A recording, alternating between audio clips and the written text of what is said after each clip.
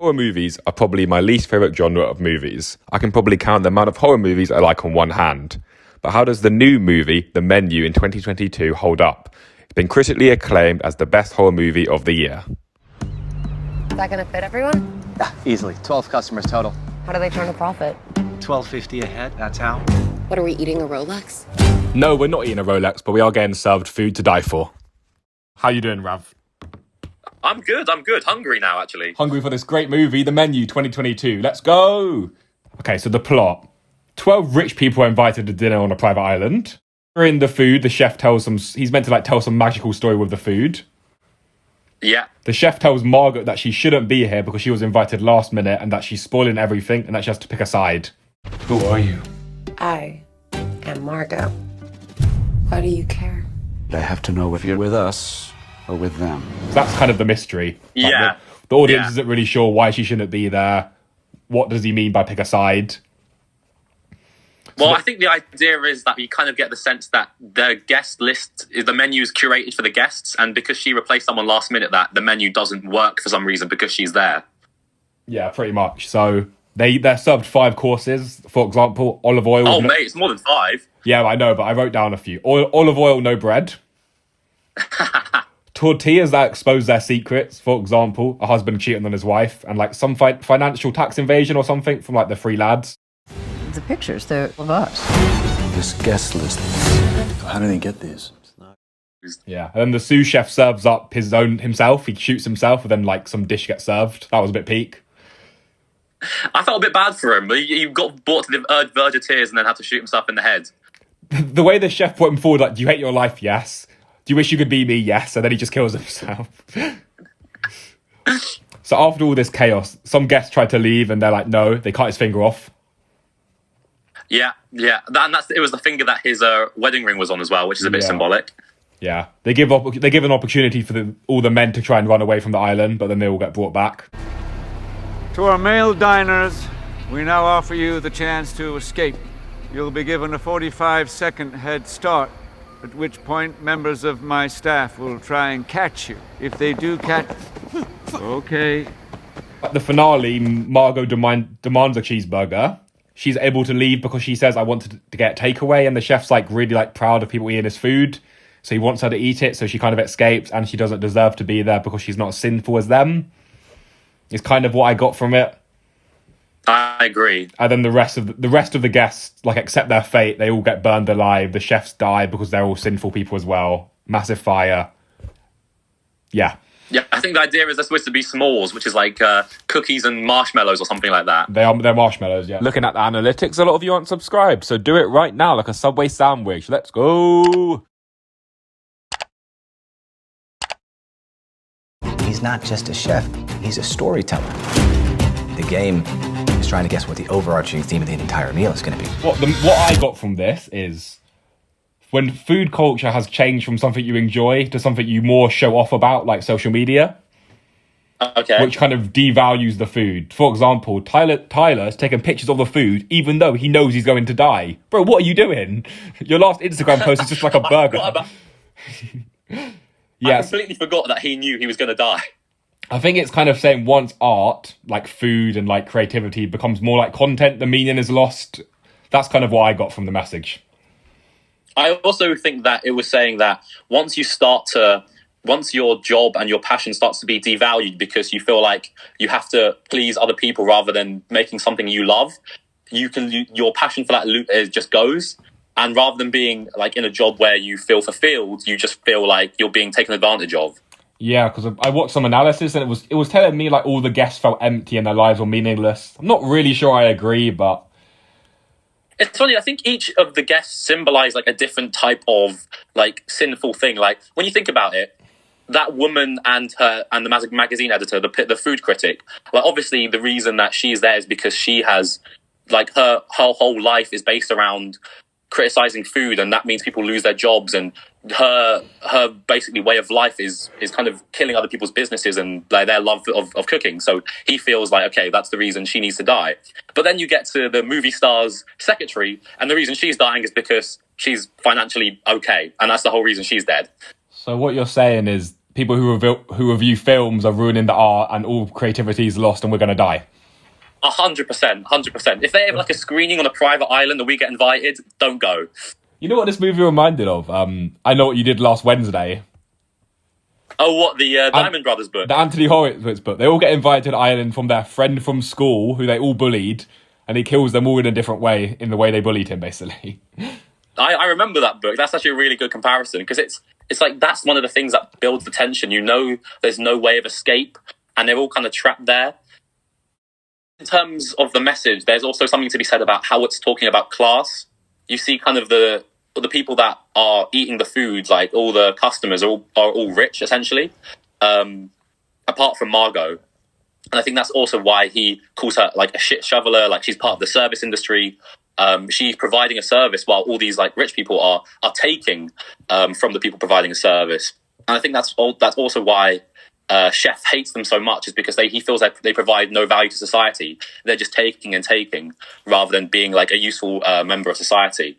So yeah, I think that's also an important part of it. Although they are giving money to his restaurant to keep him open, so you know, like you do need customers. So I don't know.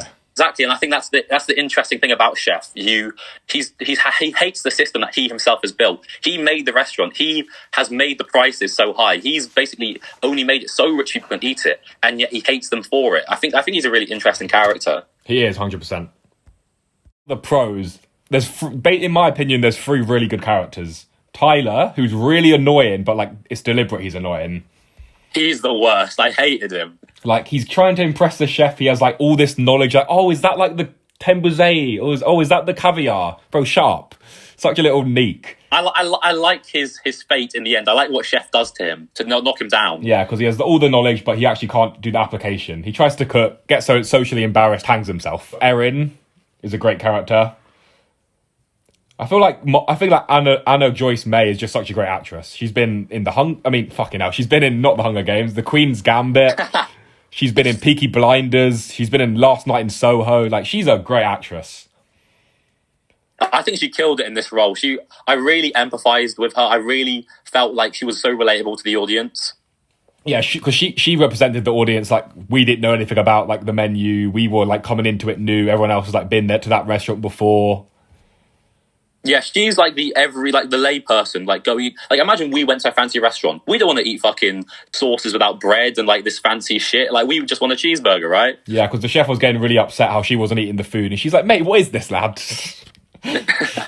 She's like, this food does not fill me up whatsoever. You're taking the piss. And Tyler's like, no, he's telling a story. It's all art. And she's like, actually, mate, he's just cussing you off. Yeah, and then the third character I really thought great was the chef. Also, another great actor. He's been in The Kingsman. You told me he was Voldemort. I didn't even know that. That's yeah, he's cool. Voldemort. Yeah, he's so good. He wanted Advada Kedavra, all of the fucking chefs.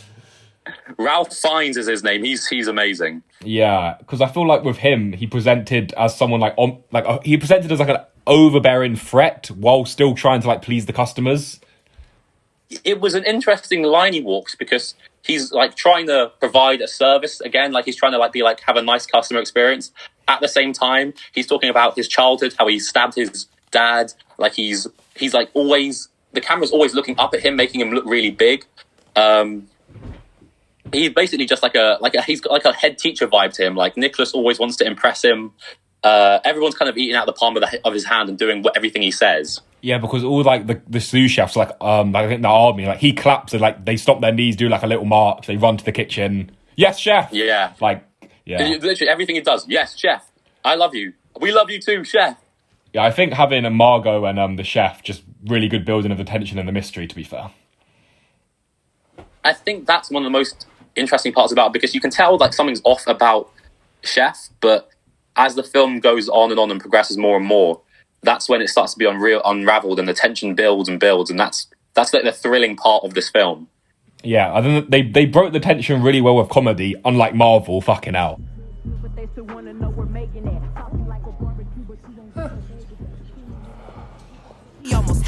Like the black comedy. The comedy in this was actually really good. Yeah, like, oh, can we have some bread? No. Oh, do you know who we are? Shut up, you're not getting bread, prick. Like those 3 businessmen as comic relief were actually really funny. They were funny, yeah. I also liked Like, how there's a point, like, right at the very end when everyone knows they're about to die, and the guy gets a birthday cake. it's like we wanted some free cake. Also, you know the cop scene where the fake cop comes. Oh, yeah, I was just like, he's gonna save them. He's gonna save them. If you thought he was going to save them, fucking hell. But you know how like Because the actor gives him that note saying "help us," and the way he looked, I was like, "Oh my god, he actually is going to try and save them." And then it turns out he's just another chef. it was funny. Another sous chef. Yeah, I don't know. Do you reckon he came to the island, got burnt alive? He must have died, right? He come to save them. I and- didn't think about that. Yeah. Those are all my strengths. I'd say, yeah, the acting was really good from basically all the characters. I think everyone was a really good actor. Agreed. Tyler made me hate him instantly. I was really related to the main girl Margot. The only thing I would also another thing I would say is that it actually looked like really beautiful, like cinematography wise. It was shot very nicely, and the music also helped build the tension. Agreed. Weaknesses. I have like a really weird complaint. It's not often I say a movie is too short.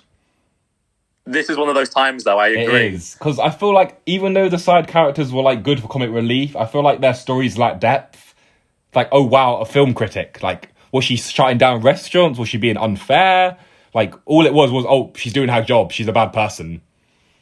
I do agree. Like, the level of detail they went into for a lot of the customers wasn't necessary. Like, even his mum sat in the corner the whole time. We didn't understand anything about her. I would have liked a little bit more backstory, especially into Chef himself. Yeah, and then like the island itself kind of felt contained. I feel like they deliberately made it only kind of feel in that room. But you know, in like Shutter Island, It was kind of like watching a play. It was like all on, like the restaurant was like the stage, if you know what I mean. 100%. You know, like in Shutter Island, how they like explore the caves, they go in the woods, like the mystery builds through like the setting. This film, I feel like this film could have benefited with some more scenes outside of the the restaurant. However, the scene outside of the restaurant where like Margot goes to the chef's house, I thought was really bad. I agree. That was like one of the most boringest parts of the film. I thought she was going to discover like a really big secret, like they've been eating humans this whole time, or like the menu's all a lie. I don't just not. Oh, there's a radio to call for help. I was really disappointed. The best thing about that whole scene was that she saw that picture of him making the cheeseburger, and you saw he was like actually happy, and then you realized, okay, when she starts asking for a cheeseburger towards the end, that's one of that's why he lets her go. I wanted to bring that back to the positives. Actually, I really liked how she escaped. She appealed to who he really is at heart, which is a chef, a people pleaser. She really wants to be fed and really wants to be satisfied, and he really wanted to provide that for her, and that's why he let her go. I actually really like the ending. The burger did look good, to be fair. That burger, and he put it on the paper plate. Oh. I was like, take me back to my 7th birthday. Yeah, we'll turn into the negatives though. I feel like the mystery with Margot's name was just such a weird like add to the movie. It felt like it didn't need to be there. It was a way to, I feel like, build suspense without any payoff. Yeah, because it's like, oh, she lied about her name because she's a prostitute and she's actually slept with one of the men who has his wife there. But it didn't feel like it added to the plot. Oh wait, she's also in the service industry just like the chefs. It's like, it's just different though. It didn't go anywhere. No payoff. I agree. Like the whole point of her being a prostitute, it did. But like, if you think about it, it made no real effect on the actual story of the film. It made no effect on the plot. She never spoke to the guy she apparently slept with. That's what I mean. It made no difference to anyone that she was a prostitute. 100%. And then I feel like also that part about when the chef says, which side are you on to her? Like there's a side. Like either way, in the chef's eyes, you die. So what does it matter what side you're on? I kind of agree with that, but like, and one of the important parts about this film is the relationship between Chef and Margot. Like Chef, I feel like wants her to be on his side. He does, yeah. But she obviously doesn't want to die. She doesn't want to die, so she's trying to like push back and is kind of like scared and like weirded out. But Chef sees her as like himself, and I think he's upset when he fights back. When she fights back against him, because he's like, well, actually, you're one of those pricks. Like you're a taker. You're not providing anything. You're just useless like they are. I also didn't love how all the guests kind of accept their death in the end. In a way, it felt like they hadn't been through enough to kind of all accept death. Like There was no guards by the doors. They just sat there. They put marshmallows on their head and just sat there and got burned alive. Like, thoughts and rating. So, in my final thoughts, great movie, good suspense, good story, good plot, good acting. It did fall a bit short with some of the mystery and the length.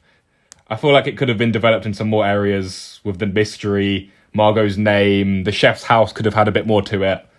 I'm thinking around a 7.2. Wow, that's very accurate. Yeah, I know. I wanted to be precise. I would just agree with basically everything you said. I think it's like a really well acted film. If it was a little bit longer, I think it'd be even better. It blended thriller and comedy elements really well. And it's like, out of all the films we see, so many superhero films, action films, remakes, sequels, this felt original and fresh, and like it wasn't just a cash grab, and I really appreciate that. And I give it an 8 out of 10. It was probably one of the better films that we've seen. It was kind of like the same vibe as Parasite. Black comedy. Yeah, it was actually, and same kind of message it was kind of given about the social class. It just was nowhere near as good as Parasite, but it wasn't as good as Parasite, but I appreciate what it tried to do. I appreciate movies with a new plot, new ideas, not just, as you said, recycling old shit that no one cares about. Yeah, not just Ant-Man 67. You know what I mean? 100%. This is why before I go to a restaurant, I always look at the menu. Thanks for watching. Don't forget to like and sub.